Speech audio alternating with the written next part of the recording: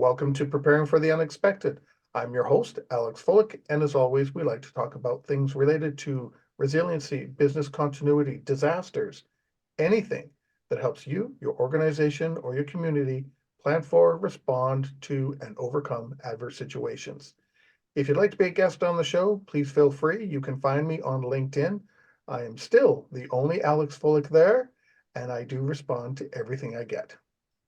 It's that time again. It's been a while, but I want to welcome back today Regina Phelps. Regina, welcome back.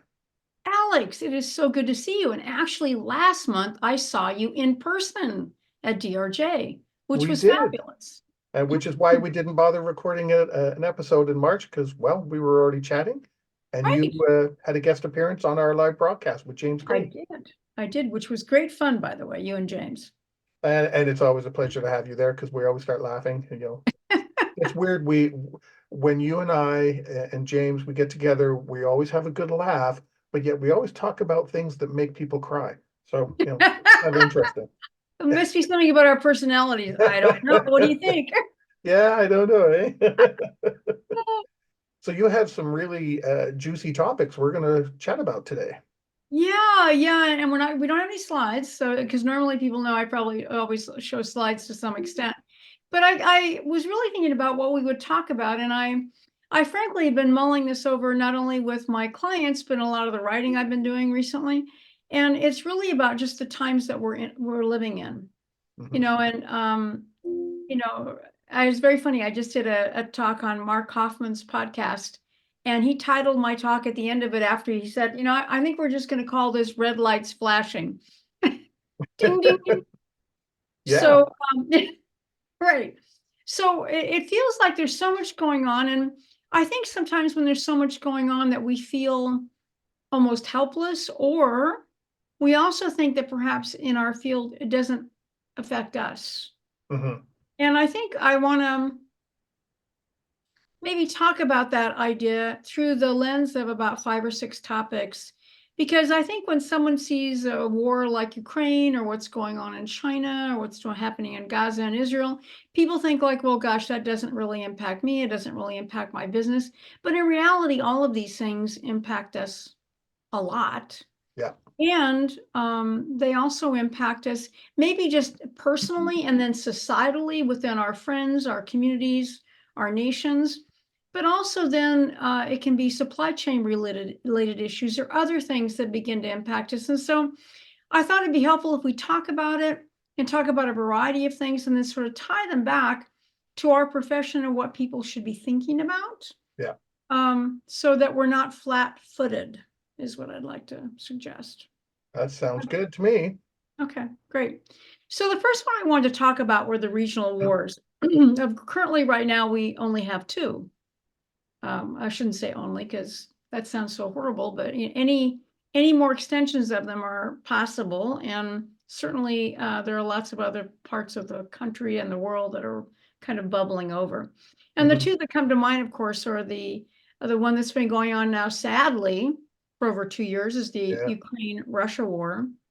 And that one is so interesting. I wanted to tell you how this directly impacted me in a way that I would have never guessed.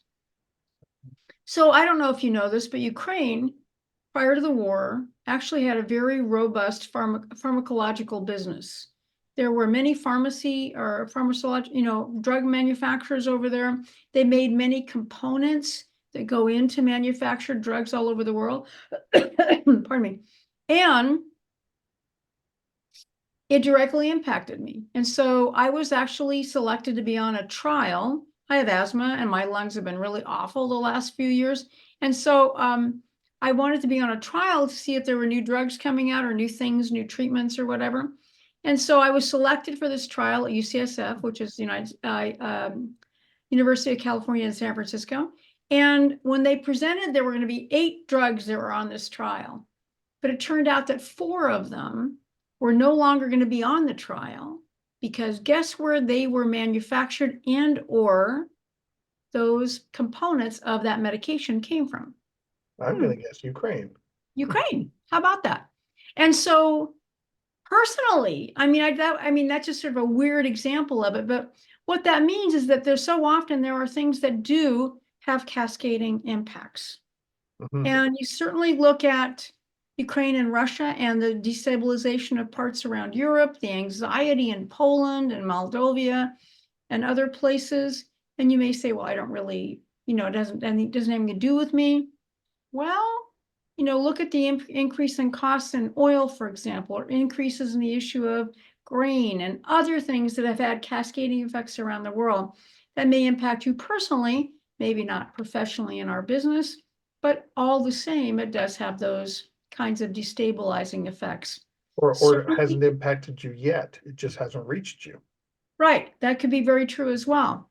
And then you look at Gaza and Israel, and then, of course, the escalation with Iran attacking them yesterday, and how that could have, again, wide-ranging impacts to us, not only in supply chain related issues, but just a general destabilization of our world. And those are two Yep. wars, two places that have actually had big impacts, which is, again, we're not probably suffering. Canada is not suffering per se, nor is the United States, but they impact us, Yes. right? Yeah. Now in Canada, sorry, my asthma is bothering me today. What are you experiencing as far as the impacts of those particular wars? Do you have a sense of that?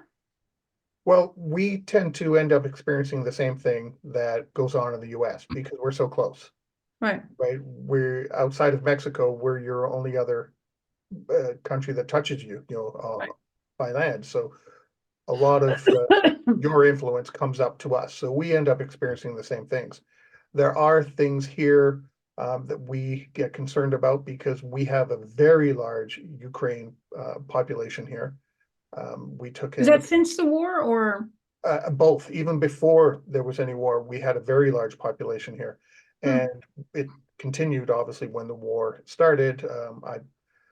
I'm not sure if I heard the number right the other day, but it sounded like it was between 3 and 4 million Wow, people. And I'm not sure if I heard that right, so don't quote me, but people from that area that was big impacted. number. Yeah, quite large. Well, our population has really skyrocketed in the last few years. So so I wouldn't doubt that that's the case. Mhm. So because of that, we have, there's a lot of pressure on people in governments at all levels to do something, say something, put measures in place. With what's happening in Israel and Gaza, we have many a Jewish population here. We have a large Muslim or Palestinian population, I should say, here, and um, what we're starting to see now are the places of worship and there's separate schools beginning to be vandalized. Hmm. So there's an increase on that, and which what ends up happening, even if you're not a part of any of these communities, and I've actually talked to a couple of neighbors about this that are starting to feel this way, they're starting to get antsy. Mhm. They're not a part of this. They're Hmm. not Palestinian. They're not Russian. They're not Ukraine. They're not born on a Tuesday and a full moon with one green eye, however Right. we want to slice and Right. dice and, segregate and separate people. They're starting to get nervous because they're seeing it so much themselves. Right. And, and to your point, something is happening somewhere else, but it's like spilt water. You may Mhm. get wet first, but it's going to trickle down and to somebody else eventually. It's going to Right. end up somewhere else. Right. And these people now that I know in the neighborhood are starting to feel this way and get nervous when they go by certain places or they're around groups of people because they don't know what to expect because all they're seeing and hearing is Right. everything bad about everyone. Yeah. So Yeah. they're getting nervous now Right. and not wanting to get involved. And I've actually know a few people who are looking to move out into the country now, away from Really? people. Yes. Wow. They want to move away from people because they're fed up with it. It's like, how do I escape this? Well, the only way to escape is to be on my own. Take their Right. kids and get them away from this. And if Wow. that's happening here, In and that's Canada. just In yeah, Canada. happening here in Canada in my dog park with some Right. people that I Right. talk to, then I would bet money that those same conversations are happening in other places as well. Right. So Right. that negativity is now starting to spread, and that Mhm. feeling of fear is starting Mhm. to spread. Mhm. And as you say, it's beginning to influence people, even Right. though initially it wasn't anywhere near them. Right. Right. But I think to your point, when those things keep piling on top of each other, right? One conflict in one part of the world goes on another conflict and then goes on to another one. And then there are these other fears and escalation issues. It is destabilizing. And I Mhm. think when we think about that in our communities, just as you described, think about that in your workplaces, think about Yeah. that with the employees that you're engaged with. If there was a big event or emergency that happened right now, could you really depend on people to come, to show up, to be able to perform in their usual manner? Maybe Yeah. not. Yeah. I mean, and I'm not holding that against anybody, but I think it's just that people are, I think the word you used of anxious is really a great word to describe how people feel probably all over the world, to be honest with you, Alex. Yeah.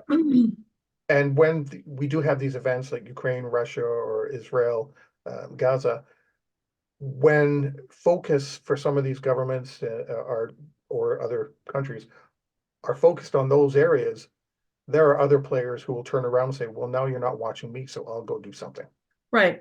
And Right. now look, Right. look what's happening in where was it? Ecuador. Oh, right. I saw that. Ecuador raided the Mexican embassy in Quito, the capital city, because their ex-president, I think ex-president or prime minister, I forget the exact title, tried to hide out there, but Right. they went and, arrested him and took him away. But because of that raid, Mexico, Honduras, Colombia, and a bunch of other countries now are, some have already severed diplomatic ties with Ecuador. So now there's Right. this situation that's starting to unfold in Central and South America. Mm-hmm. Mm-hmm. You know, Mm-hmm. uh, but who's really looking at that one because there's all these other Right. ones, and then Right. we could end up with uh, China.